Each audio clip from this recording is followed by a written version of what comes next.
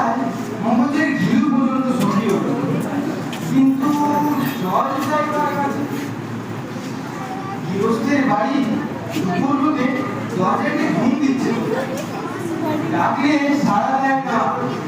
বেশি চেঁচামেচি করতে গেলে লোকজনকে তেড়ে আসে। মশাইয়ের তো লোকজন দেখছি, ওই যে একজন ওকে জিজ্ঞাসা করা যায়।